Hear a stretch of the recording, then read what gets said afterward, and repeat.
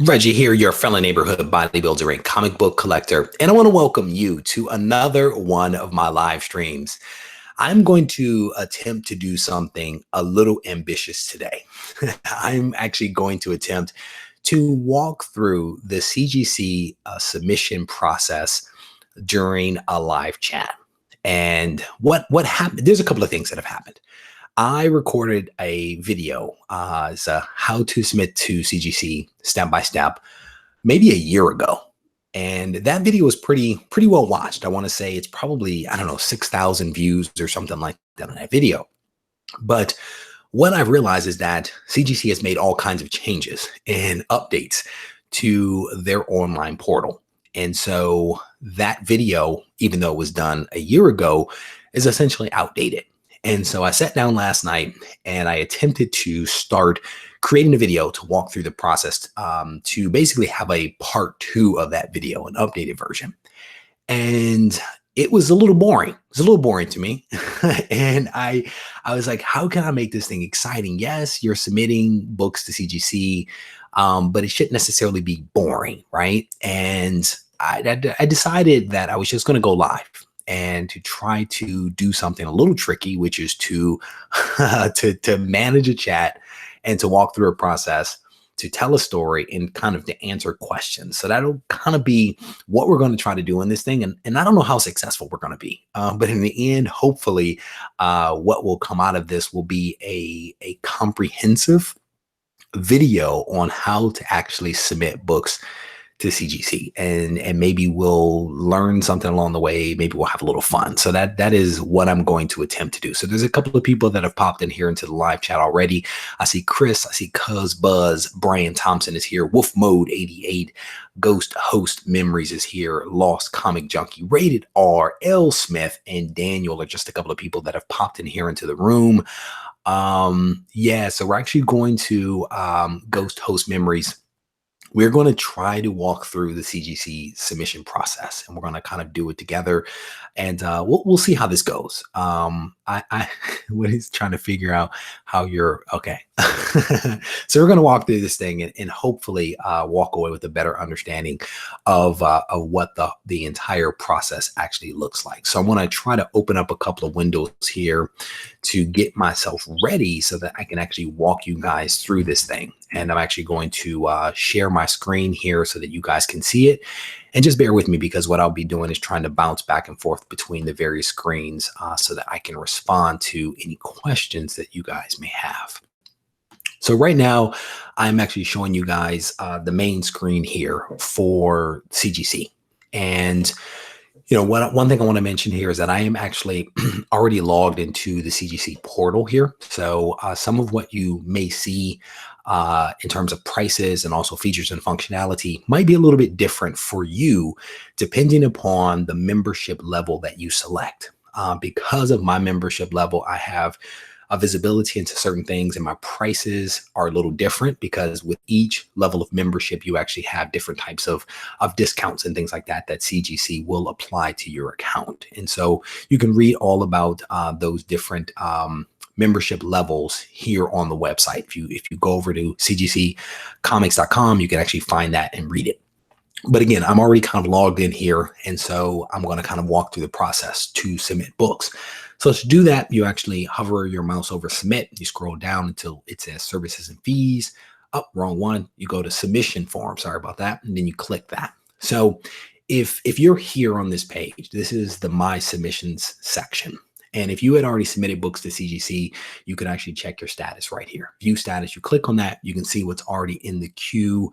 That's where you go to see your grades and to see where the book is in the CGC submission process. Has it been received? Is it scheduled for grading? Is it been shipped out? That kind of stuff. So further down the page, there's a couple of other things here. This top section of submission forms is basically if you are going to be mailing books into CGC in Florida, you want to use this top section, right? So this is for comics, magazines, lobby cards, posters, reholders, all of that stuff is done right here. Now, if you plan to actually fly down to Florida and hand deliver your books, or if you plan to see CGC at a con or something like that, you would use this lower section down here, right? This is where you actually do the same stuff, but it is you physically handing the book over to them versus doing it via mail. So we're going to use this top section here, and we're actually going to click on online form. And then on this next page, if we are lucky enough to have it actually open up because of my poor internet, what you'll see here is that this is the start of the submission form. And this is where you're going to start making your selections for the various services that you want to have CGC perform on your behalf. And so you have your submission type. And from this drop-down menu, you have the ability to select comic, magazines, or poster, right? So depending upon what you're sending in, you want to make your selection. And we are going to be sending in a comic. So let's go ahead and press that button. And again, guys, I'm not looking at the chat right now. I'm actually looking at exactly what you guys are seeing, which is the submission form here. So bear with me if I don't respond to your questions because I actually cannot see them at the moment. So based upon things that were entered on previous screens, so we from the beginning said we were going to mail it in, we were not going to drop it off. So you can already see that this has been selected for us. This mail to headquarters has already been selected. It is the darker gray versus what you see over here. But further down the page, this is where you start to make your selections for, again, the services that you want CGC to perform on your behalf. And you can see grading, pressing, reholder, restoration, restoration removal, quick press. With each one of these, there's a little bit of descriptive text to give you a little context as to what that service actually is. And in the lower right-hand corner, you can actually see who it is that performs this service. So with grading, it is CGC. With restoration removal, for example, it is CCS. Same company basically, but different divisions. So this just gives you a little bit of information here. So we know that we are going to have the book that we're sending in graded. So we're going to go ahead and select that. And I typically recommend for people that they always get their book pressed. And you can decide whether the pressing is done by someone else or whether you want CCS to actually handle it. And there's pros and cons of that. And we can talk about that a little bit later, but you have two options when it comes to pressing. You can do a full press, which is where my mouse is right now. And this is basically where they are going to put it through the pressing process. And then they are going to spend additional time with that book working out the pressable defects, right? Some defects are pressable and some are not. But if there are pressable defects that are not removed through the first pressing process, they take some additional time to try to work those things out for you so that you can get the best possible grade based upon the book that has been submitted. Now contrast that to the quick press. This is down here in the lower right-hand corner. Quick press is basically, as the name implies, you are going to go through the process, the same process up here, but you're only going to do it one time. And however your book comes out at the end, it's not going to get that extra attention. It is going to get that, cursory press and then it's done, right? And so this is a less expensive alternative. And I typically recommend the quick press, to be honest with you, for modern books. If you have a more modern book and you have visually inspected that book and you feel that the book is in pretty good shape, very few defects that can be seen with the eye, a quick press is a good way to go. Now, if you had an older book, or if you had a book that had lots of defects on it where you can actually see the defects, right? The various creases and folds and that kind of stuff and indentations and impressions, then your full press is probably going to be a better option for you. Okay, so you just have to decide what level of service do you need based upon the book that you are actually submitting. And we're going to talk about that in just a couple of moments because there's some things that I'm going to show you here that will add to what I just said a few moments ago. So we are going to have a modern book graded and we're going to have a modern book pressed. So we're going to go ahead and select that. And you can see that as soon as you press the quick press button, some of these other options are actually grayed out. So let's undo it and you can see. So if you pick the quick press, you clearly don't need the full press, right? Because you've already made your selection. But then also your options for restoration and restoration removal are also removed, right? Because I believe that those options are only available if you are doing the full press, not the quick press. Okay, so just make note of that. So we've selected grading and we've selected quick press for our books. We're going to come up here and we're going to press next. On this next screen, this is where we're going to start to plug in the information about our specific book, right? So we have a quantity of 1. We are going to submit, and I guess you guys can probably guess what we're going to submit. Let's submit an Amazing Spider-Man book because that's fresh on my mind or always on my mind. So you saw that the drop-down menu popped up once you started to type, and so you just select from the drop-down menu here. We are going to send in Amazing Spider-Man number 300. Again, a modern book that was released in 1988. There is no variant, so we're not going to select anything there. Country is already selected for us, and then we have our declared value. Now, there are lots of ways that you can handle declared value, right? You can guess. You can pick a number. One thing that I'll say about this is I like to think about declared value as like insurance or replacement cost. What would it cost me to replace this Amazing Spider-Man 300 if it were somehow damaged while in transit? And that's one way to kind of think about the declared value. And people have lots of opinions about declared value and how they want to use a smaller number because, they want to minimize cost and stuff like that. But if something were to happen, the question is, what would it take for you to have that book repaired or replaced, I should say? So I like to do it using actual FMV data to some degree or another. All right. So we have Amazing Spider-Man number 300. We have our date, and let's go over to Go Collect and let's take a look at some pricing. All right. So we are on Go Collect's website, Amazing Spider-Man 300. Let's assume that because of the quality of the book and the visual inspection, and that, if this book were pressed, we could probably get this book at a 9.6. Let's just assume that. And again, these are a couple of assumptions that I'm making, a lot of nuance I'm stripping out of here for the purpose of keeping us moving forward. But there have been 24 sales at a 9.6 for Amazing Spider-Man 300. If you scroll down, you can actually see what the FMV is for the book. So if this book were damaged, here's what it would cost to basically get that book replaced at a graded, integrated book in a slab. You can see what your costs are here. Raw book, of course, could be less expensive, and you can decide whether your replacement cost or your declared value is the raw cost or the graded cost. It really is personal preference to some degree or another, how much insurance and coverage you want. So you can see here 700, 700, 600, right? So let's go back to our form and let's just assume that we are going to put in a declared value of $600. All right. So that's what we feel comfortable with plugging in. And if the book were damaged, we feel pretty good that we can actually get a book, and a replacement book for that price. As soon as I plug in that value of $600, you see that there's an error. An error has been generated. And that error basically says that a quick press requires a declared market value to be equal to or less than $200.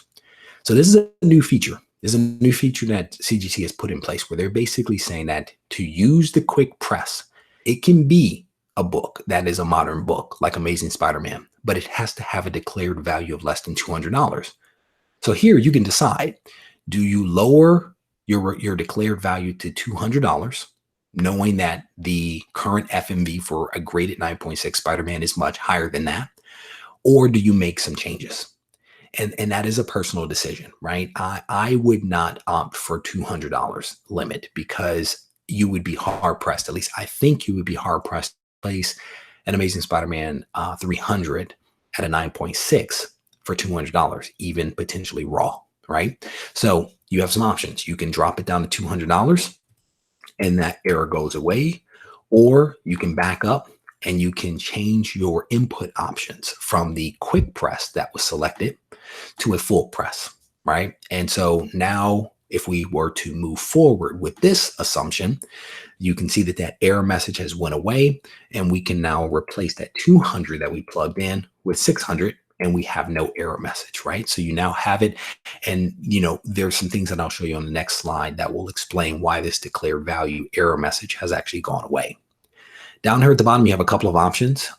These are additional things, whether this book is being submitted, whether it has a pedigree. We are going to ignore that stuff for the purpose of what we're doing right now. So let's go ahead and hit the next button. And then on this next screen, you now have the ability to select your grading tier, right?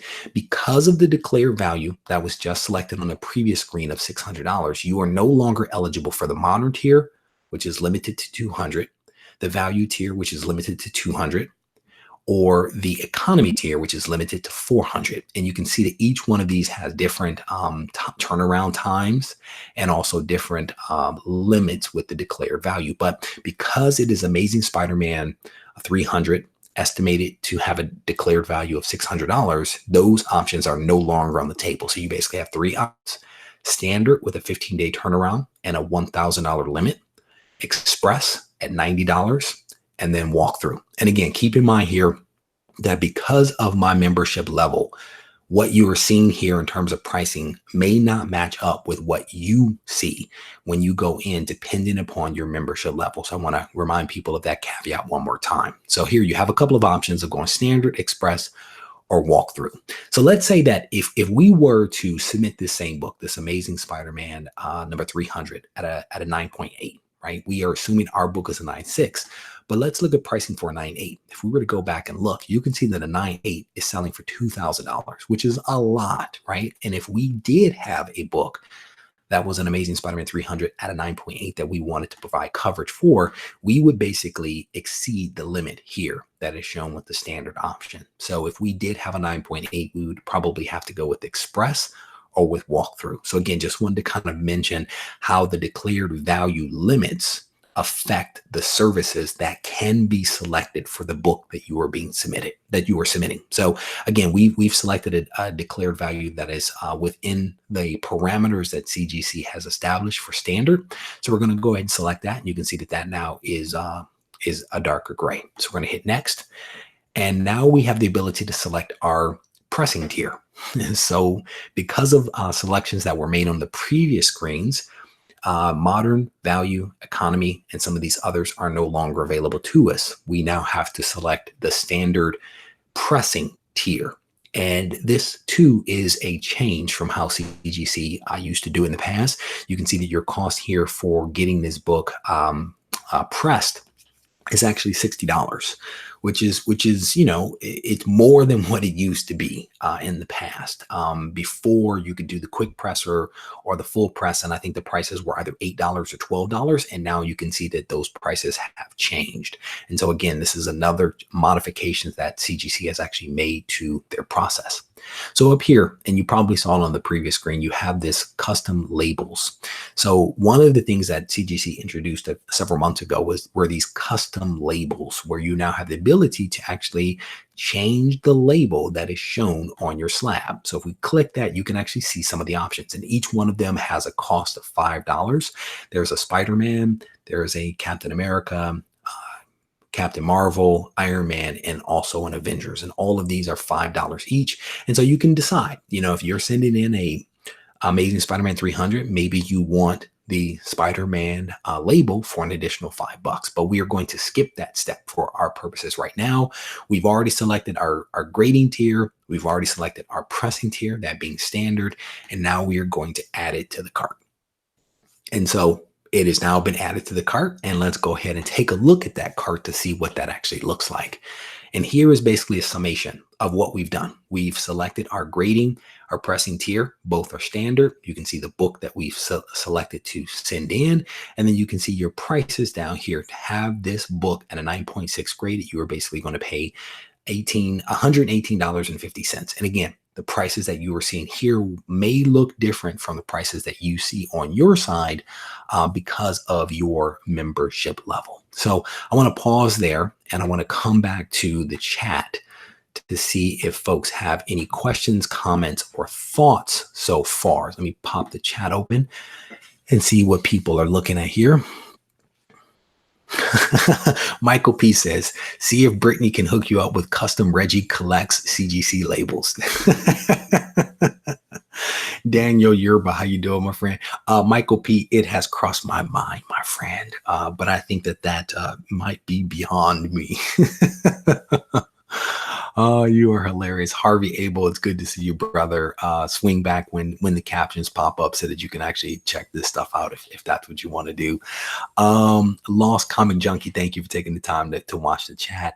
Who is this? You should go with the Iron Man label for your Spider-Man books and Spider-Man for your Iron. No, that's just confusing. I don't want to do that. It's just confusing. We can, so Friendly Neighborhood Luke is asking a question about submitting books for your CGC link. So here's the thing with the link that I have, I'm an affiliate. So what happens is when someone clicks that link and secures their own membership, CGC gives me a couple of bucks for that referral. Basically, you cannot actually submit books through me to them. The link is really for you to set up your own account. That's basically what that is for. As a dealer, I have the ability to submit books for people, but that is a tremendous amount of responsibility, and I don't feel comfortable with that. Nor do I have the insurance in place to actually take people's books, to bundle them up, then to send them off. If I were to do that, I would have to have some insurance to ensure that your books were being protected while they were in my possession. And so I don't do any of that kind of stuff. So hopefully that helps. Scrolling here through the comments. Do you know? So Michael is asking, do I know why there are no DC labels? I don't know. My guess is that,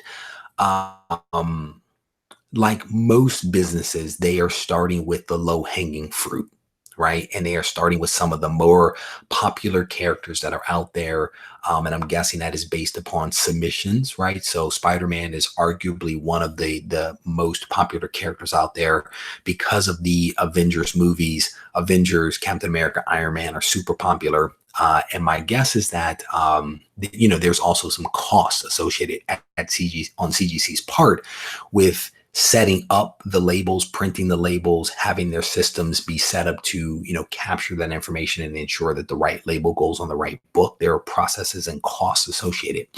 My assumption is that if the Marvel labels are used by people and there is some profit to be realized, that the DC versions will suddenly appear, probably featuring Batman, Superman, and whoever else the third or fourth popular character and team are. That is complete assumption on my part, but it kind of makes sense to me. Reggie, you something about answering this question. Hopefully I answered your question, Party Time Comics. If not, let me know. Graded. I would love to have more graded if didn't have to send them to you. Yeah, that's definitely. So Have No Fear Comics is basically saying he would love to have more books graded if he didn't have to do the whole UK thing. So I definitely get that, brother. Getting books graded and encapsulated is already expensive, right? And then you have to factor in some of the shipping and then the international shipping. It becomes cost prohibitive. So I definitely get that one. I am not going to repeat Ghostly Host Memories comments about DC. Matt Shaw, how you doing? Joe, how you doing? Scrolling through the comments. If you do have questions, please try to type them in capitals. It'll help me to be able to see it a little bit better. So how much is a full press a book? I got a House of Secrets 92 graded. Affiliate store, $60 online, it's at 20. So keep in mind that there are two levels of pressing services that are available. There is a quick press and then there is a full press. With a quick press, as we saw in the demonstration I just showed a few moments ago, there is a $200 declared value limit for that book. So for example, if your House of Secrets 92 were like, I'm making this up, were 0.5 and it was only worth $200, you'd be good. But if your House of Secrets 92 were, let's say, a 9.8, the limit for a quick press is $200. And so you could not submit that book. You would have to submit it for the full press. And so if you submit it for the full press, you also have higher cost based upon the age of that book and based upon the fact that you're selecting a full press versus a quick press. So that's part of the reason why. So hopefully Joker 19 that actually answers the question. Sean is asking a question about, so I always recommend I think it's the Premier. I think it's called the Premier membership. And I recommend the Premier membership to people for several reasons. You get a decent discount with Premier. You get I think it's a 10% off discount on grading. You also, with that level of membership, you get a credit on your account for $150. And I'll explain that in a second, but you get a credit for $150 as soon as you sign up. And that's enough, depending upon what you're submitting, to get, 3 to 5 books graded and pressed, right? Depending upon what you're submitting and how you're submitting, of course. But you're basically getting a free membership. You're getting a free membership slash a free couple of books graded and pressed. Now, I said that you get the $150 credit on your account. What that basically means is that, you're going to go through this process. You're going to submit your books, and the system, the portal, will tell you your cost is X. And you're going to wonder, was the discount applied? CGC actually does not charge your card until after they receive your books and start to process your books. And before they charge your card, they're actually going to look at your account to see if you have a credit on your account. If you have a credit, they will apply the credit, and then your invoice will reflect what is in excess of that credit. And then you are actually charged. So I always recommend the Premier membership because, again, you get a 10% off discount on grading and you get a credit for $150. I actually really like that one. Collect those 6. Thank you for pointing that out. And as you know, there's absolutely nothing that I can do about that. So scrolling through the comments here, scrolling through. So Chris basically says, you would think Captain America would be the most common. I don't know. Spider-Man is the biggest character. Spider-Man arguably is Marvel's biggest character. And yes, technically it would be Submariner would be the oldest character beyond Captain America. But I think it's one of those things that I think they're basing it on popularity. And I would arguably say that Spider-Man is more popular than Captain America. But there's a reason why you're looking at Spider-Man, Iron Man, Captain America, Avengers. It is because of the popularity associated with Avengers. So I think that has a lot to do with it. Scrolling through the comments here, Ghostly Host Memory says he thought that the quick press had a 15 book minimum, or is that no? I think that is still in place. I think that and I don't know if we're going to get to it in here, but I think that there is still a minimum number of books that can be submitted, but that could have been one of the things that CGC actually changed, because that whole dollar limit is a new feature that they've put in place. So they may have removed the 15 book limit, or they may have that in place. I honestly cannot recall. And it's been a while, as you guys know, since I've submitted that many books. I've submitted smaller increments of books. So we may see that pop up when we go back to the demonstration. So hold that one for the moment, Ghost Host Memory, and see if we can get to that. So here, depending upon membership, are there additional discounts when sending multiple books? No, there are no discounts. Your discount is basically, if you're at the Premier, I want to say it's 10%. If you're higher, I want to say it goes up to maybe 15%.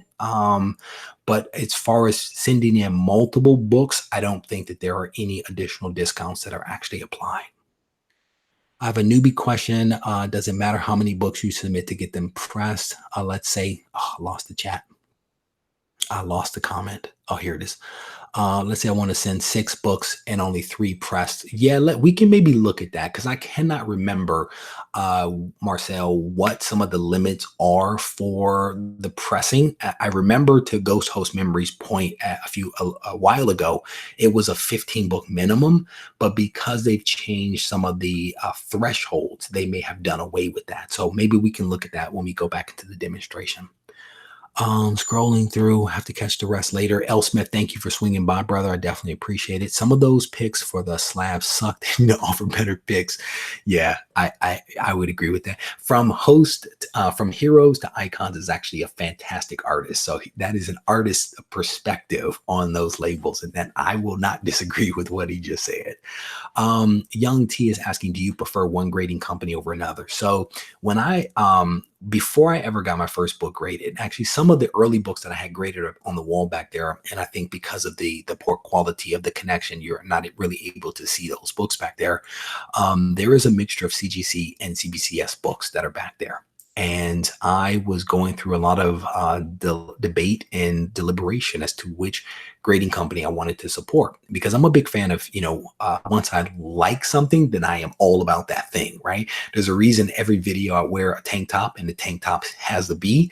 I find a brand that I like and I stick with it. And so I spent a lot of time kind of going through the pros and cons of CGC versus CBCS versus PGX.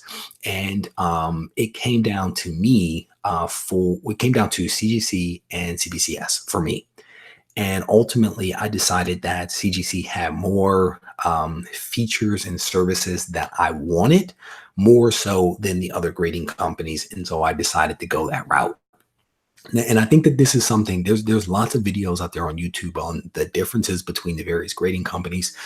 There are lots of grading companies out there. There's CGC, CBCS, EGS. There's Halo.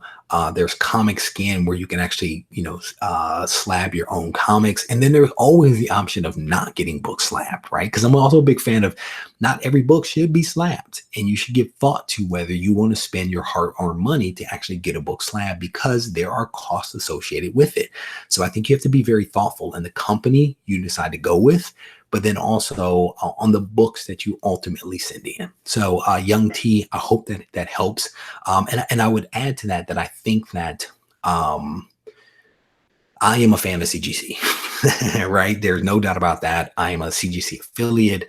I have 90% of my books are in CGC slabs. I have purchased CBCS, and I have also sent books into EGS to have them be graded and encapsulated. But I have basically made the decision that for my collection, CGC is where I'm going to spend the bulk of my dollars. So hopefully that answers the question. A couple of questions here. Yeah. Oh, so maybe I didn't understand the question that was being asked earlier. So the way that the whole CGC thing works is that you basically have different membership tiers, and you can decide which membership tier you want to go with. And I think there are 4 of them. Each one of those membership tiers has a discount associated with it. I think there's a free option with no discount. There's an associate, I think, with 5. There's the Premier with 10, and then I think it goes up to, I think, 15 or 20%. We can actually look at that. But those are essentially the discounts. There are no multi-book discounts that are applied. All right. SJVR13 says he's thinking about submitting his first CGC order. What's a good amount of books to send in for a first timer? What you can afford. And I'm not being flip. I'm being honest, right? So I think an invoice, a full invoice, I want to say it's about 15 books. And I think that's what can fit in a standard CGC box. So if your goal is to send in the most books with the lowest costs associated with them, then a full invoice isn't a bad way to go. And I say that because if you take your shipping costs and divide it by 15, you basically have reduced your per cost shipping fees. But with that said, if you're submitting 15 books, you're also paying a healthy amount of money, right, to have those books be graded, pressed, encapsulated, all that kind of stuff. I would say, submit what you feel comfortable with, right? If you go with the Premier membership and you basically have a credit of $150, why not spend up to $150, right? And that way you can go through the process. You can see what the process is. You've already bought your membership, and then your books at that point are essentially free. And then they come back. You can see what the process is like. You can learn from it, and then you can go from there. So that could be one way to do it. I think everyone's going to have to decide for themselves what makes sense. When I first did my very first shipment, I think I sent in 30 books. I sent in 2 full invoices, 1 modern and 1 silver age. That was my first submission, because I was thinking about, I had a huge amount of books and I wanted to do them. And so that was my approach. So hopefully that helps. Party Time Comics says this video is exactly what he wanted to see. So I'm definitely glad for that.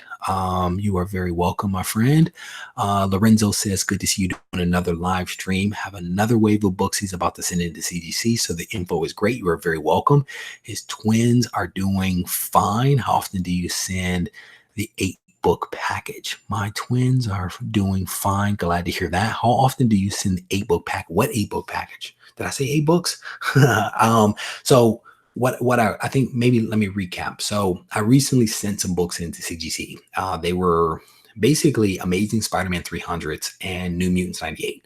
And I sent those books in because they were really high grade books. They were modern books, and I knew I could send them in, get them turned around really fast, so that I could actually sell those books for the AF-15. And so that's part of the reason why I sent those books in. It only sent in that bundle of books.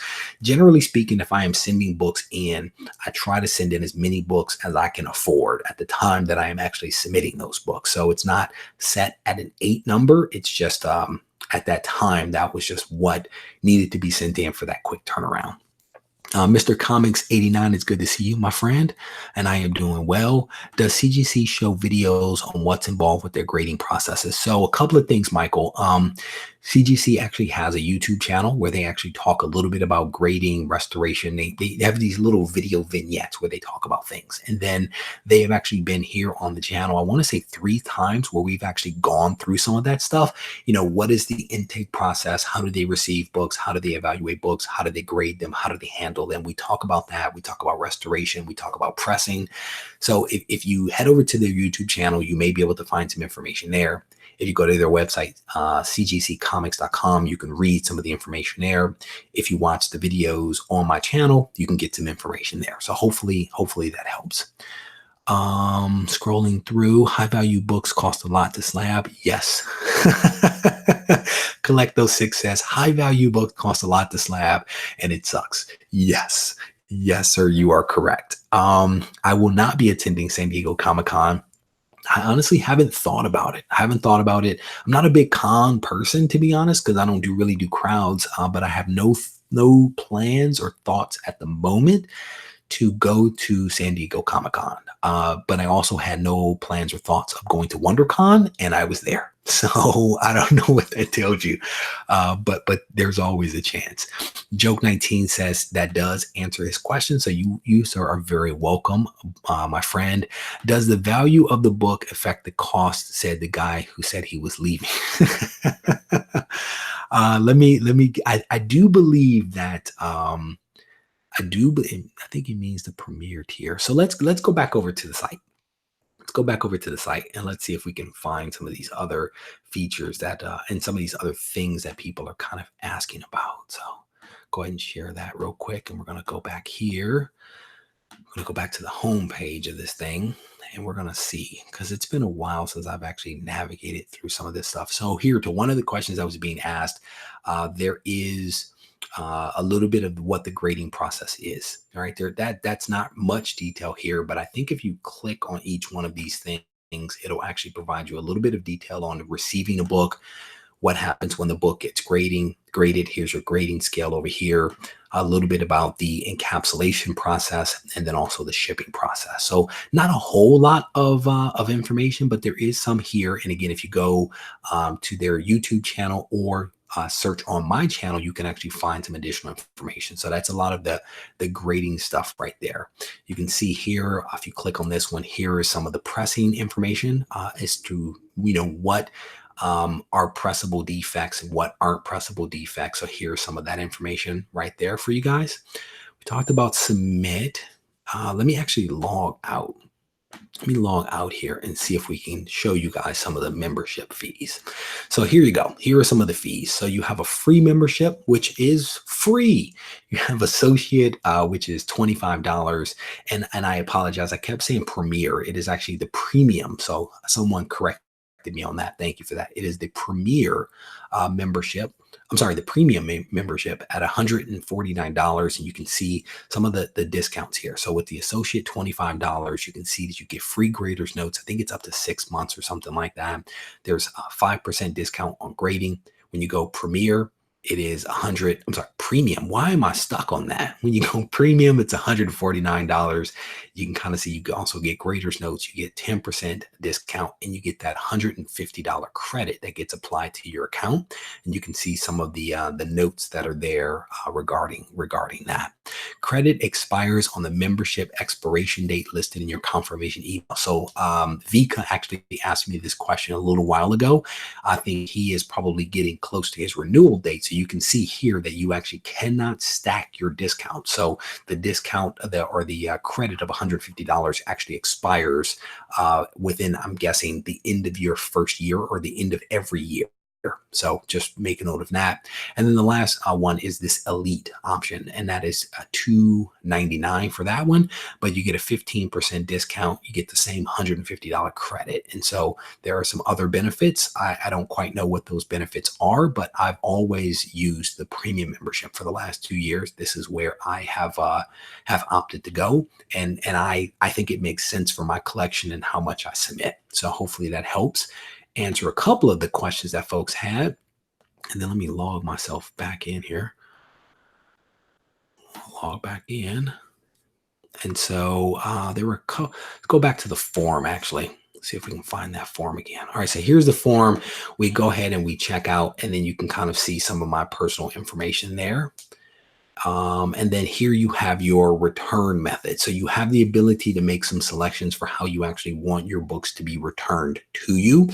Now, what's interesting here is that FedEx is actually grayed out. And FedEx is actually grayed out for me here in California because for some reason or another, CGC no longer uses FedEx in the state of California. And I'm not sure why that is, but you can see here it says CGC has temporarily suspended shipments via FedEx to California. Pick another method. And so your options are UPS, United States Postal Service, and then of course the pickup is grayed out because we are not local and we won't be able to do that. So you can basically make your selection here. Now, here's what's interesting about this is that this is your return method. This has nothing to do with how you opt to send books to CGC. You can decide that if you want to send it to FedEx or send the books to them via FedEx, which I do, you can still do that. You just cannot receive it that way. And I think for both UPS and also for United States Postal Service and even for FedEx, if that were an option, I think you have to sign for the books when they are actually returned.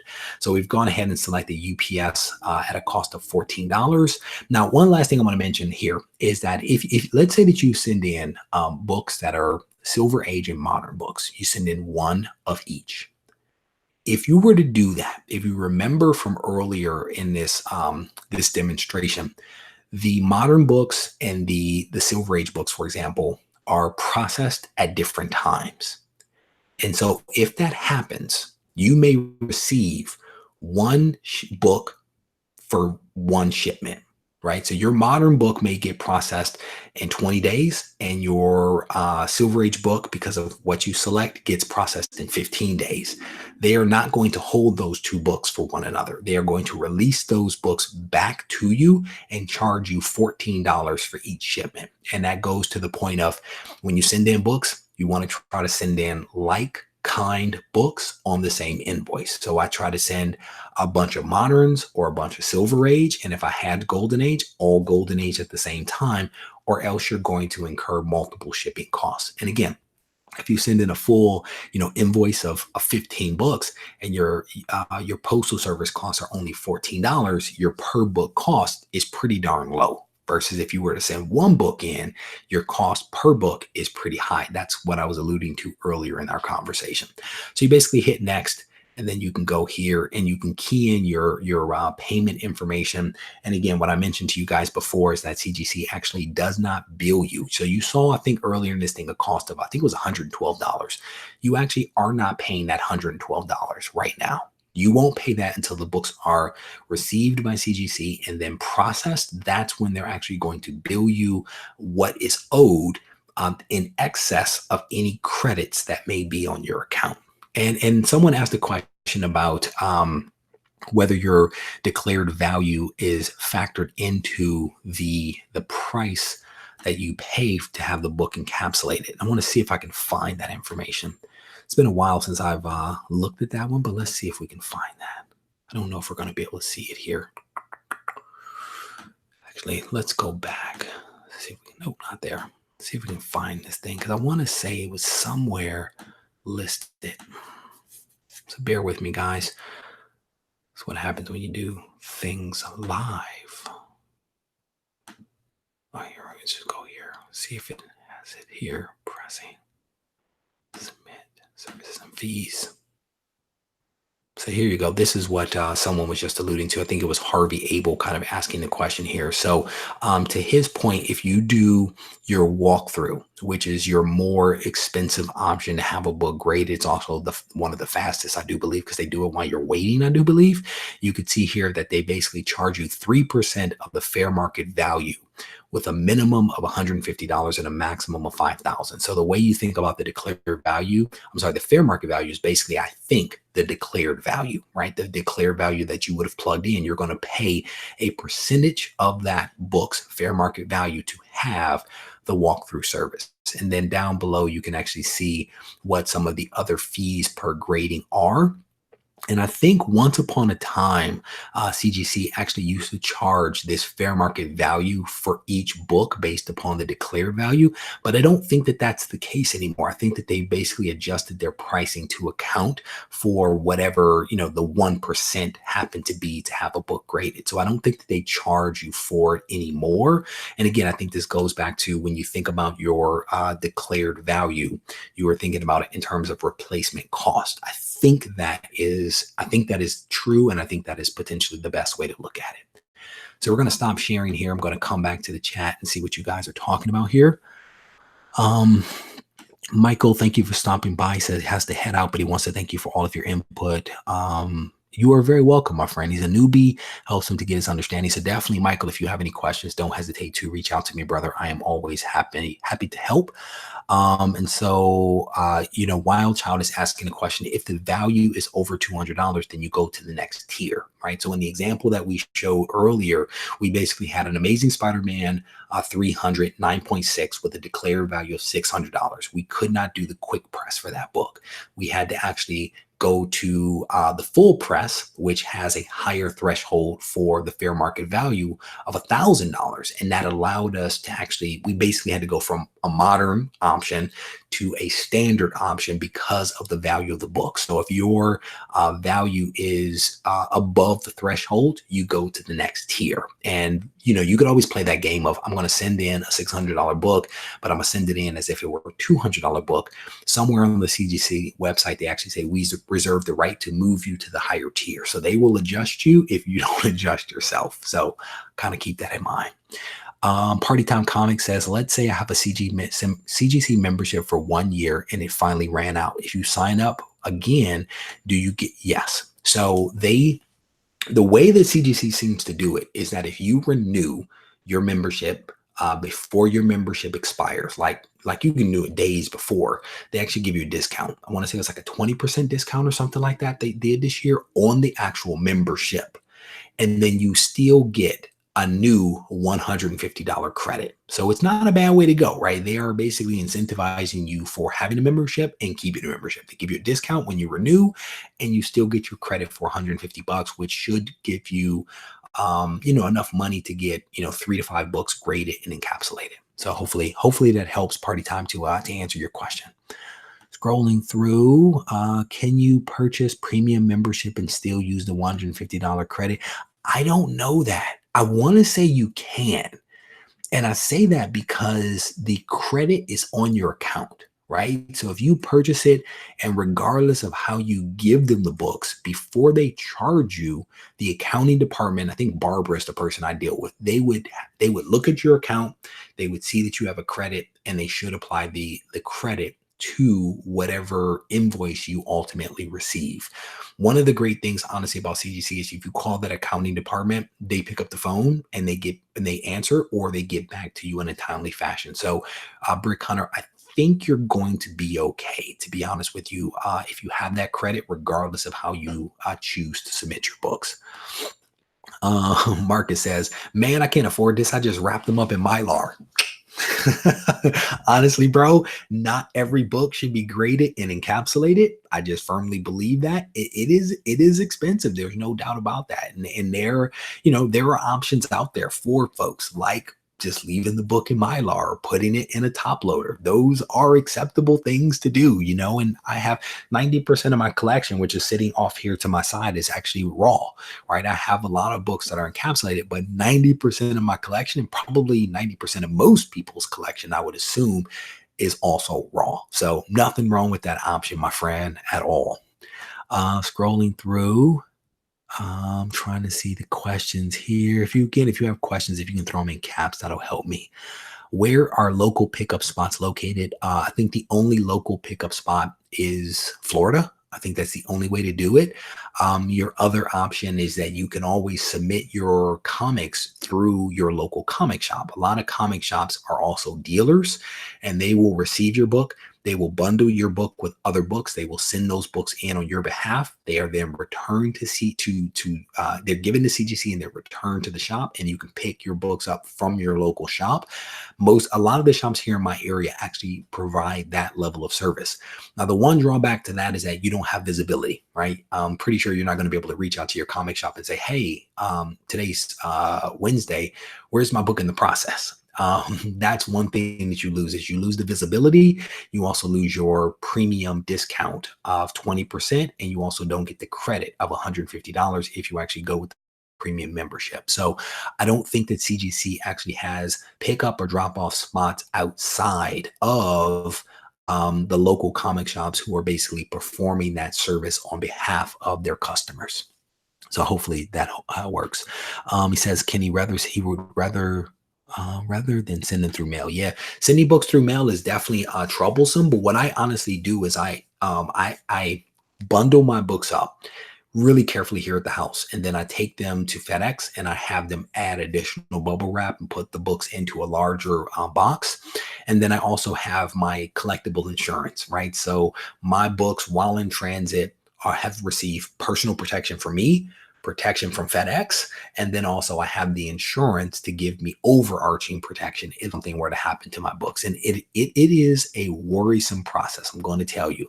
But I also do the fastest shipping to CGC that I can afford, and my goal is to get it there in like a day and a half. And that way, if you reduce transit time, I think in my mind, you reduce the likelihood that something's going to be damaged en route. And then CGC does a really good job of returning books to you. As an example of that, you know, here is some of the packing material that they actually use in their boxes. They have this packing material on the side, on the bottom, and also on the top. And this stuff is thick and it is sturdy.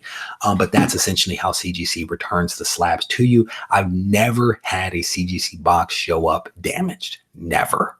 Which I think is a great thing, because you know, FedEx, UPS, United States Postal Service aren't known for you know, the care that they take. Yeah, Mushers basically said the same thing. Check out the local comic shops. There you go. We are on the same page. Do you submit your old CGC slabs to be reslab? I have never done it. I have never sent in an old CGC book to be reholdered. Never done it. I've only cracked the slab or had a slab cracked once. And that was because I was getting my Amazing Spider-Man number 50 signed by Stan Lee. But I've never done that. The newer cases are really nice versus the older. But in my collection, I only really have maybe one. No, I probably have like maybe five to six slabs that are on the older, maybe the second generation. I have zero from the first generation. So I have none of the really old CGC cases. So I've never actually done that. Reds, I usually submit 25 books to qualify for the pre-screen, also max your shipment. Oh, so is the invoice 25? I thought the invoice was 15. You could be right. It might actually be 25.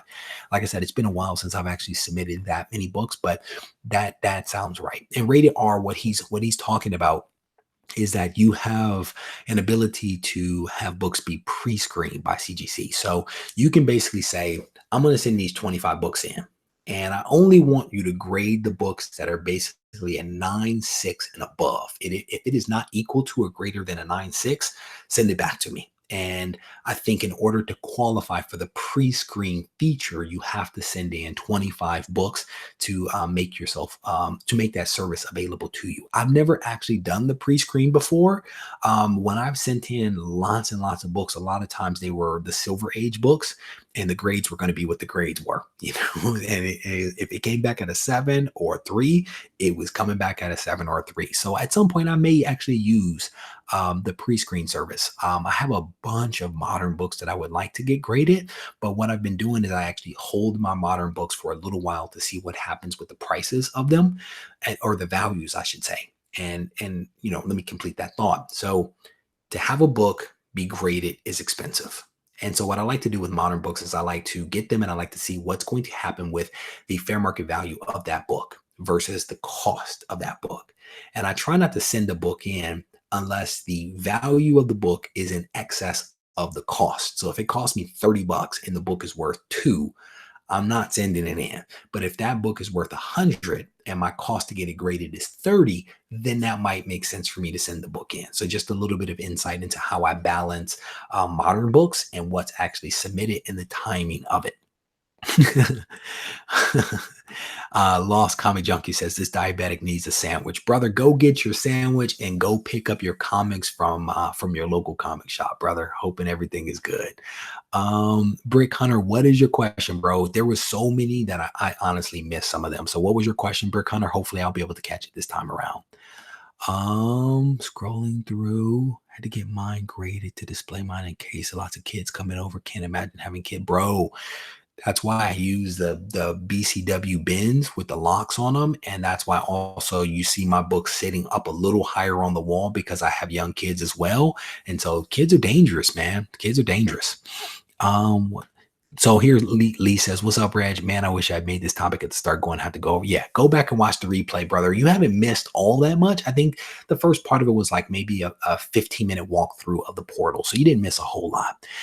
Brick Hunter says the benefit of going with an LCS is that they usually provide press service, which is typically cheaper than CGC. I would say that is dependent upon the LCS. The LCSs in my area actually do not press books. So that is not, I don't think, a universal service that is provided, but it sounds like in Brick Hunter's neck of the woods, his LCS actually has a nice little dynamic setup. You know, you bring your book in, you get your book pressed, they then submit the book on your behalf, and you get your book back and you actually save yourself a little money. The shop makes a little money. It's a nice win-win. But I can tell you for a fact that there are probably, I think, 3 shops in my area that submit books to CGC. None of them do pressing. There is one that I go to that I buy books from, and he actually does it. And his lag time right now is about 6 weeks to actually have a book pressed before it can actually be submitted. So I think you have to look to see what's available in your area and run with that. But Brick Hunter's definitely sounds like he's got a sweet setup over there. So very nice. Brian Thompson says, I lost it. Sorry, Brian Thompson says his local shop does a great job of sending books to CGC. For him, he can reach out anytime he wants to see how it's going. There you go. That's a good local comic shop, brother. That is some good customer service there. Very cool. Very cool. Undead Mousy has the same situation. He says his local comic shop looks after him. Again, that is the point, right? Don't be transactional. Have a relationship with people, and that's what these guys are talking about, which I think is fantastic. Wild Child is asking, how many comics does a CGC box hold? I think we talked about it. I mistakenly said it was a 15. I think someone corrected me and said that the invoice is probably 25. And so I think to that point, they have a box that is large enough to accommodate 25 slabs inside of it, if that's the limit for a specific invoice. I just recently sent in a handful of books and they had a much smaller box for me. And they just filled it up with a lot more of this stuff right here to close up the gap for the books to arrive safely. Here's a question. Mushroom saying, when you use a third party for CGC, can you check the status of the invoice? I think you can. Someone said that if you have it, you can actually call in and get the information from CGC. I've never done it, and so that's why I'm hesitant to actually say that you can do it, because I don't know.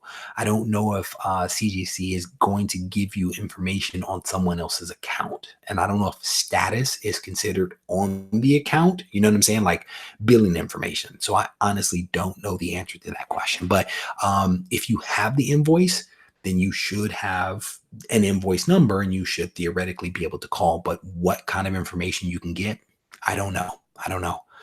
Scrolling down, CGC's pressing service is months behind, so you can make sure you use Fast Track. No, we didn't go over Fast Track, but we can talk about that. So I recently did a full press for my New Mutants books, my ASMs, and I want to say my books came back to me in about a month and some change. And did I fast track those?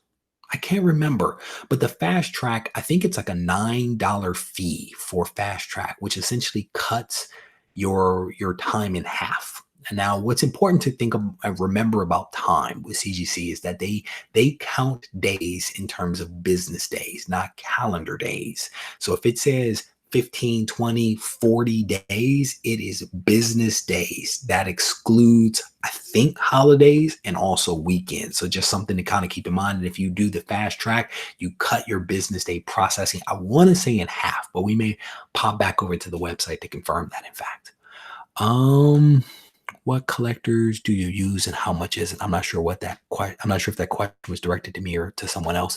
Vika, how you doing, brother? I'm not sure if you were here for it, but what we found out, Vika, is that your credit of $150 actually expires. So I believe that they said it expires on the date that is listed on your confirmation email. So you may have to go back to your email and see what that date is. I'm guessing it's the anniversary of when you got your membership, but you might want to look into that and actually check. Brian Thompson confirms that it is $25 for a pre-screen, so thank you for that. SJVR13 is asking, are you supposed to reslab old cases? If so, how long? So I think with some of their earlier, like generation 1, generation 2 slabs, they recommended that a slab be replaced maybe every 7 years.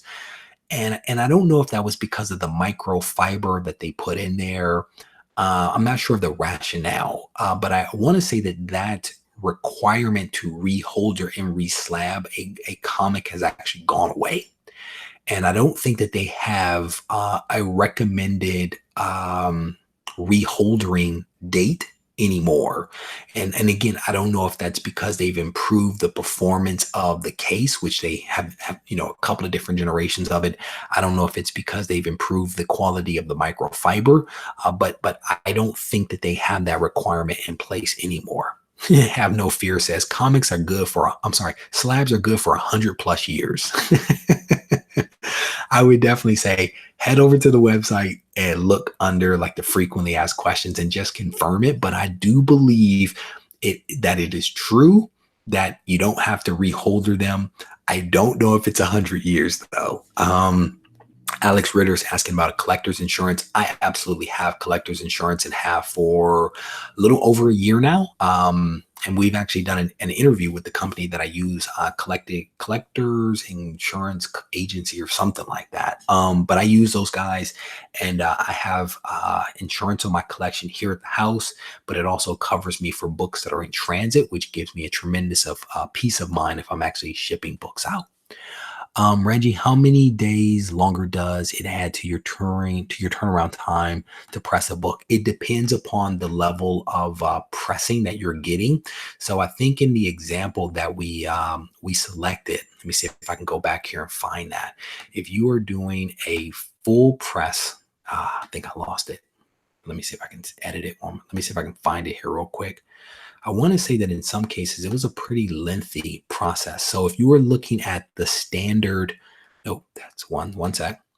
So if you're looking at the standard pressing, I'm going to show this screen so you guys can actually see exactly what I'm looking at. So you guys can check it out. Let me share that. So here to the question that is being asked, if you are pressing a book, you're looking at 57 business days to actually have that book, that modern book be pressed. If it's a value book, it's 57 business days, economy 57. If you're doing standard, it is 48 business days to actually have that book pressed, and so on and so on, 32 days if you're doing an express. So, and that's important to kind of keep in mind that the book is going to be pressed first. So you're going to have, in this case, 48 business days to actually have that book pressed unless you fast track it. And that's going to be in addition to the 15 business days to actually have that book be graded. So it's kind of important to kind of keep that in mind, that if you are adding and stacking these services, it will increase the amount of time that your book is out of your control at CGC going through the process. So hopefully that answers the question around that. Pop back to the chat here. Scroll down here. Los, how you doing, brother? It is good to see you, my friend. Slabs are good for 616 years, says Brick Hunter. Caleb Comic Smurf dropping that super chat of $5. Thank you, brother. I definitely appreciate that. Alex Ritter is saying, sorry, I meant collector's insurance. Can you explain how that works, what the companies are, how much it costs? So, Alex, we won't get into that in this video. There is another video on the channel where I actually interviewed want the director of the collector insurance companies that I actually use. I spent about an hour or so asking him all kinds of questions. At the end of the day, you basically have your collection is valued at something. And you reach out to these guys, you tell them what that value is, you get a policy put in place. And I think we looked at it and it was relatively inexpensive, somewhere like 50 bucks to 100 bucks or something like that for a nice chunk of money. It is relatively inexpensive. The great thing about it is that it provides you with coverage for your collection at your house, if they're in storage or if the books are in transit. So that's one of the great things. There's a lot of caveats to it. Like if it's in transit, the books have to be signed for. You have to have someone sign in order to get the most for your insurance. But look on the channel for that video where I sit down and talk with those guys. There are actually a couple of them out there, but if you cannot find it, let me know and I will point you in the right direction. Caleb says, my lights with full backs. Oh, Johnny Future, how you doing? He says he just got in from his LCS purchasing, I guess, his new comic books. So welcome, brother. Chris Barrett is saying they last for 6 years. Again, I do believe that that's something that has actually changed. So you guys may want to check the website to confirm that, but I don't think that they have that limit of I think it was 7 years in place for slabs before they have to be redone. But you guys definitely want to check that out. All right, so I'm scrolling here through some of the comments. Rated R says CCS might add 2 months to the estimate time for CGC submission. There you go. There's definitely a factor that gets applied there. Pressing the books that they've been slabbed, scrolling. Yeah, so Caleb is asking a question here. It's something that we've spoken about earlier, but let's address it again because this is a thing. So he's asking, would I submit Silver Age and Moderns in the same shipment? Yes. Now let me explain. I would include them in the same shipment, but not on the same invoice. Right? So you have the ability to go through and input all your modern books and print off your invoice. You have the ability to go in and enter your Silver Age books, how many ever there happen to be, and print that invoice off. You then take those two bundles of books, you put them together, you put them in the same package with their separate invoices, and you send them CGC. And what's going to happen is that each of those bundles of books, your Silver Age and your Moderns, are going to be processed at different times, right? They're going to go through the pressing and the grading process at different intervals because of the different ages of the books. And then they are going to be shipped back to you separately. You can send them as one shipment, 2 invoices, and they're going to come back to you as 2 separate shipments. But again, we kind of looked at the cost for that. It's basically 14 bucks per shipment. So $28 is what your shipping cost will be. So hopefully, Caleb, that actually answers your question. But if not, just let me know. So I think, yeah. All right, I'm scrolling through the comments here. Scrolling through. Again, if you guys have questions, if you can put them in caps for me, it will actually help me to identify the comments from the actual questions. Scrolling. So Walt is asking a question here that Batman Damned is a magazine. Yes, because that Joker is big and it is thick. So yeah, that is actually a magazine. I actually submitted, I think, one of those to be graded, I think. And it definitely, oh no, I looked it up for someone. Yes. But what you'll see is that when you go into the portal and you try to type in your book for submission, sometimes the book actually won't be found. So I went into the comics and I tried to type in Batman Damned. It wouldn't even pop in that pre-populated window. Then it wasn't until I went to the magazine side and tried to type it in there that it would actually populate. So the system is dynamic in the sense that it is paying attention to what you're putting in and basically telling you what is acceptable and what is not. So to that point, Walt, thank you for bringing that up. Batman Damned is a magazine and it is not a comic. And yes, it may actually, yes, it could actually result in a separate shipment. What I would recommend to you guys to do is I've never submitted a magazine before, right? I've never done it. you can always pick up the phone and call CGC and ask them questions. Super friendly people, ask them the questions. You can email them at submissions@cgc.com and kind of ask them some of these questions, because I don't want to tell you the wrong thing, because I honestly don't know, because I've never done it. If someone in the chat has actually sent it in, if you can tell Walt what happens if you send in a comic and a magazine, whether that is two separate shipments or whether that magazine, if it's a modern, is bundled with the comics that are also modern. I don't know how that works. So scrolling through, just lost the chat.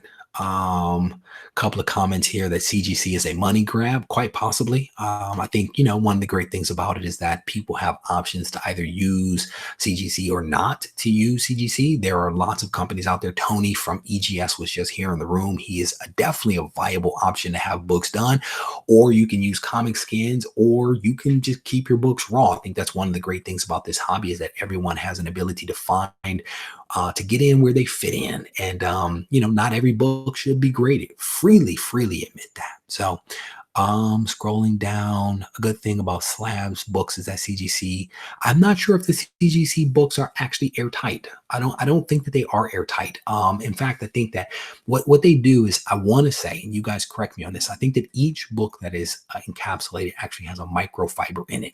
This microfiber actually helps, I don't know if it retards or slows down the breakdown of paper, but the reason that the slabs are not airtight is that there is an exchange of gases. Paper gives off gases, and I think the microfiber helps remove some of the damaging gases that are given off by the paper. And so if the case were airtight, those gases would have nowhere to go. So I believe that there is a nice exchange, if you will, of gases in and out of each of the comic book slabs. And that microfiber actually has a role to play, which is why they inserted it. I want to say it might actually be behind the cover or behind the first page. So just kind of, I think that is all true. I think that's all true stuff. Ghost Host Memory is asking if trade paperbacks are gradable. I don't know, bro. I don't think so. I think it's comics, magazines, posters. I think they do now original art, I want to say, but I don't think that trade paperbacks are gradable unless you consider, like, what is it? God Loves, Man Kills. I think that is actually a graphic novel. I think Batman Damned, which is kind of thick, is basically considered like a magazine or a graphic novel. I don't think trade paperbacks are an option. Are annual slab in the same? No. So Undead Mousy, I would say that your graphic novel or your annual, or your oversized or your king size, those are all thicker books. And so I think that CGC actually has different cases to accommodate the various thicknesses of books. So is my X-Men? No, my X-Men, giant size X-Men 1 is in a case that is much thicker than like a modern Amazing Spider-Man book. And again, that's because they have made some accommodations for the thickness of giant size X-Men versus just a regular floppy comic. And I think the same is true for like your annuals. If they squeeze it in there too tight, then I think you get the Newton rings. And so I think they have various sizes and various thicknesses of cases, and also various sizes to accommodate oversized books that are bigger and or thicker versus a smaller, more compact floppy. So hopefully that helps. What about reslabbing? Oh, I lost the comment. What about reslabbing CBCS or PGX comics? Do you break the slab before you send it?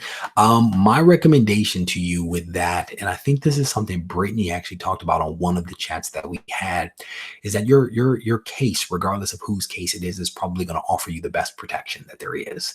And so what I would recommend is if you are doing a reholdering, reslabbing, you're doing a crossover, I would send the book in its slab. send it in its slab so that CGC can do what it is that they do. Let's just say that you have an old CGC case, you want a new CGC case because you want a reholder.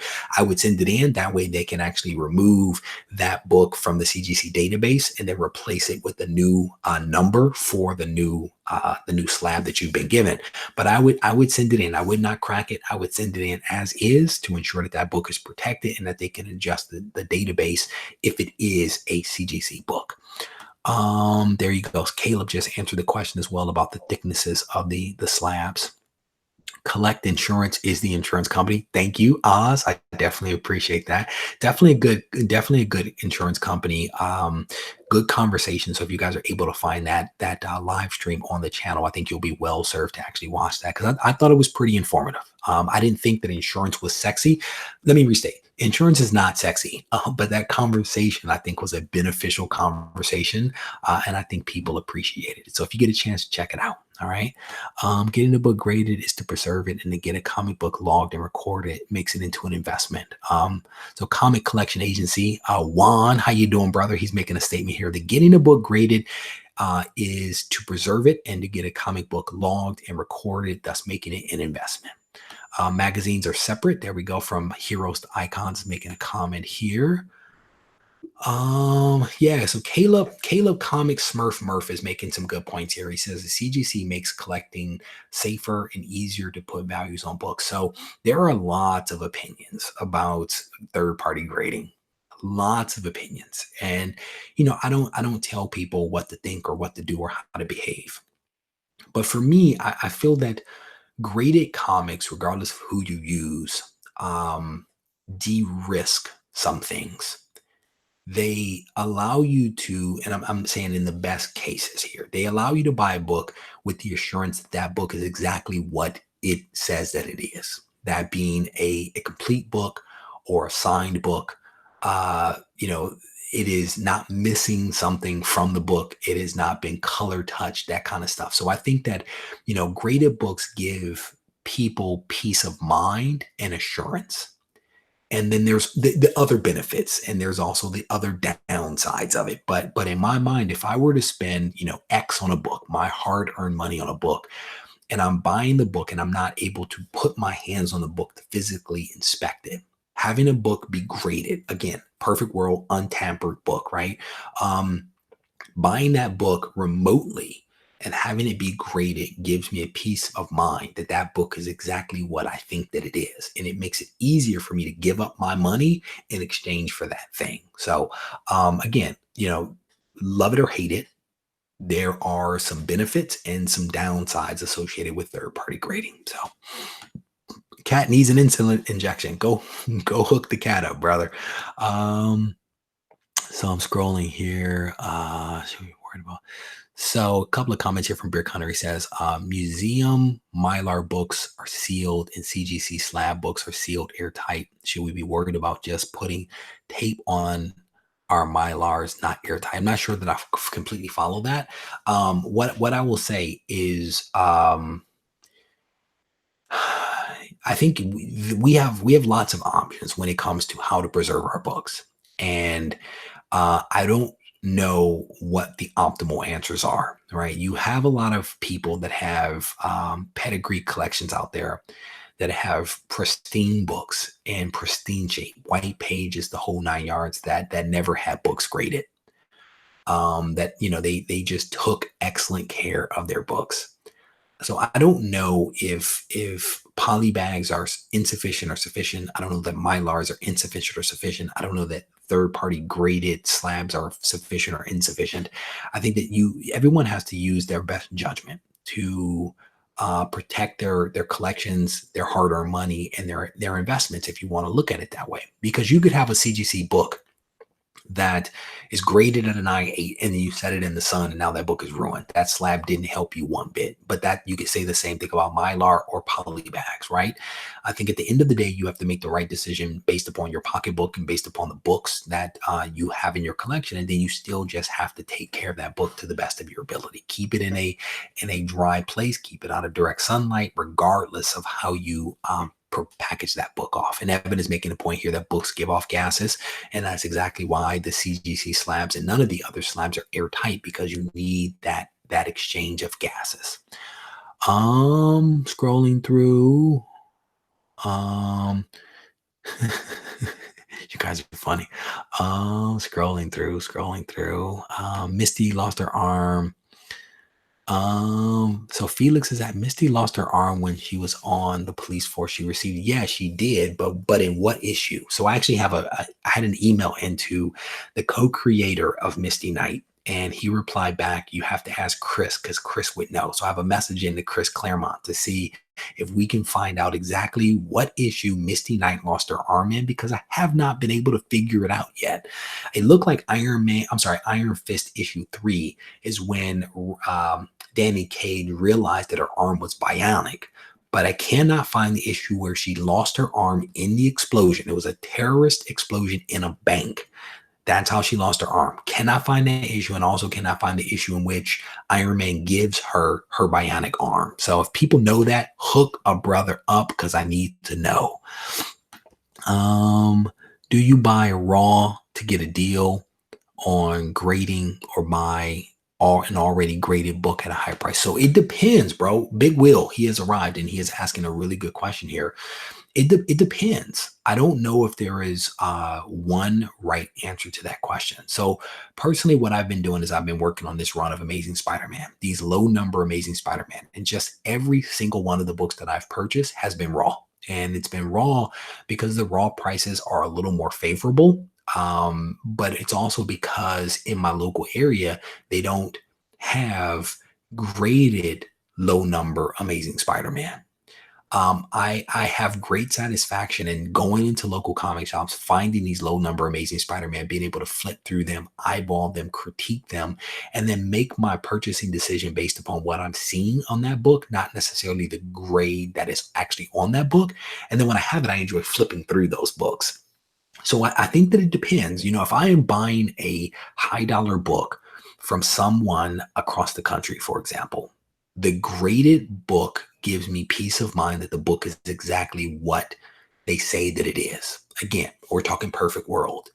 I bought an Amazing Spider-Man 300 about a couple of years ago, and the book had color touch, and I did not know that. It was not disclosed. I don't know that the seller knew that it had color touch, but CGC found the color touch. I bought a second copy. I bought a copy of Amazing Spider-Man 50 shortly after that 300. I bought it graded. Then I cracked it, or I had it cracked, and then I had it signed. That gave me peace of mind that that book was actually what they said it was, which was an unadulterated Amazing Spider-Man 50 that was then signed by Stan Lee. So I think it depends. I think you have to look at, what are you buying? Why are you buying it?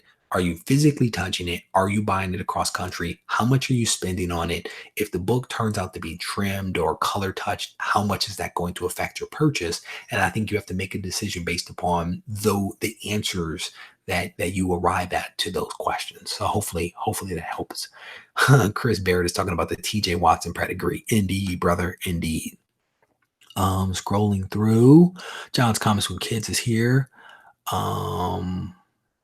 So here we're making a comment here from Stone Heroes. I can see grading a book in my collection after reading it because it may be an investment, but who cracks a slab to read it? No one. Very true. Very true. I've never actually done that. I have, however, purchased graded books and then read them digitally, which is not the same. But it is an option. But I do know people that have purchased graded books and then cracked them, not necessarily to read them, but because they have a preference for having raw books.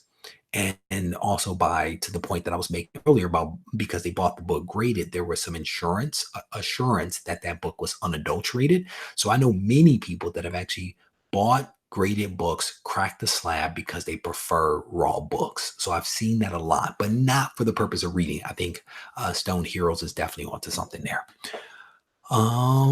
So Johnny Future is asking, is it better to hand over books at a con or directly mail them to Florida. So I have never handed books over to a con at a con. I've always just mailed my books in. And what I do is I package my books here at the house to the best of my ability. I then take them to FedEx, and I have them package them again in a larger box to ensure some, added protection. And then I basically do, 2-day, 1-day mail to FedEx to minimize transit time. I've done it several times. I've never had any problems. But that doesn't mean that something can't happen. But that's how I do it. I think each collector has to decide where is their comfort level, and it's also like, what are you having graded?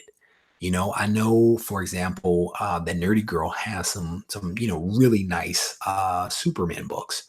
She hand delivers those books because I would not put those books in the mail, right? If I had a stupid expensive book, I am getting on a plane and I am taking that book to a con, or I'm taking that book to CGC directly.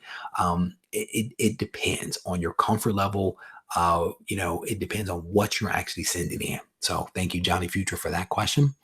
Scrolling through. Slabs are an investment book. Oh, I'm sorry. Slabs are investment books only, or great cover art pieces. Yeah, I mean, again, everyone has their opinion about these things. So, Chris Barrett says the bomb was set off by Bucky. Really? Really?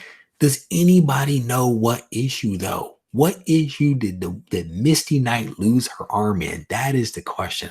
And thank you for whoever that was that said give the thumbs up on the video. I definitely have no fear. Definitely, I appreciate that, brother. I appreciate you guys for the thumbs up and all the comments as well. Spill Pen Comics says he personally only slabs books that are in his PC. I definitely get that. Again, 90% of my collection is sitting over here and elsewhere in this room, and they are all raw. So I definitely get that. You have to have some kind of line of demarcation. Not every book should be slabbed. You have to decide for yourself, what are the criteria that will warrant encapsulation, and also, does it warrant encapsulation, right? These are decisions that each individual has to kind of think about for themselves. And once they arrive at the criteria that makes the most sense for them, they have to pull the trigger. All right. So reveal. So yeah. So in Iron Fist 3, in Iron Fist 2, you see her grabbing this edge of a building and cracking it with her hands. In Iron Fist 3, she is attacked. She blocks the attack with her right arm, and her clothes are ripped away. And Danny Rand looks and sees that her arm is bionic. Now, what I'm trying to figure out is, what issue was the terrorist bomb planted? What issue did she grab that bomb and try to get it away from people and actually lose the arm? And what issue did Tony Stark actually give her the arm? Those are the unanswered questions. I have gone back and looked at Marvel Premiere. I think it's like 21, 22, 20, something like that, where she was like the unidentified woman. There is the Spider-Man torch saving her at Christmas time when some thieves were trying to steal some stuff from her. I've read all those books. What I cannot find is the issue in which she actually loses the arm. So if some folks have some insight into that, I would definitely appreciate that. Scrolling through the comments. Party Time Comics says your AF-15 has been walked right through the doors of CGC. No doubt, brother. Somebody does have it down there. All right. So I think that pretty much wraps this thing up. I want to thank you guys for spending a little bit of time with me here. If you missed the beginning of this thing, definitely go back and watch it. What I tried to do at the beginning of this video was to actually walk through the CGC submission process and to offer a little bit of insight into, some of the things that you should think about when you're submitting books. And then we then got into a bunch of questions, and we bounced back and forth between shared screen and live screen here talking. But if you have questions about the CGC submission process, definitely go back, watch the beginning of the video, and then feel free to reach out to me. I am definitely happy to help. You can find me at reggiecollects@gmail.com, and reggiecollects on Instagram. If you decide that you are going to get a membership with CGC, there is a link in the description of most of my videos where it's an affiliate link. If you decide to get it, click on that link, sends a message to CGC that Reggie's doing some good stuff over there, but then there's also a little bit of cash that comes back to the collection, or to me. The other important thing to remember is not every book should be graded. Not every book should be graded, and that's perfectly fine. When you make the decision about if you are going to grade your books, you definitely want to give it some thought. And there are lots of options out there for people. So give it some thought, decide what is best for you and your collection. Based upon that, then you decide who you want to go with and how you want to do it. So I don't want anyone to ever feel pressure that I am saying that CGC is the only way. CGC is the way for me. That is my personal decision. You have to decide what's best for you. So if you guys need me, feel free to reach out. And again, I want to thank you guys for hanging out with me just a little bit. I do have a video coming out today at 3:30. So if you guys get a chance, make sure that you check that out. I don't know if it's going to be a controversial video like yesterday's video, but hopefully it is a video that you guys enjoy. Like I said, if you need me, feel free to reach out. Take care.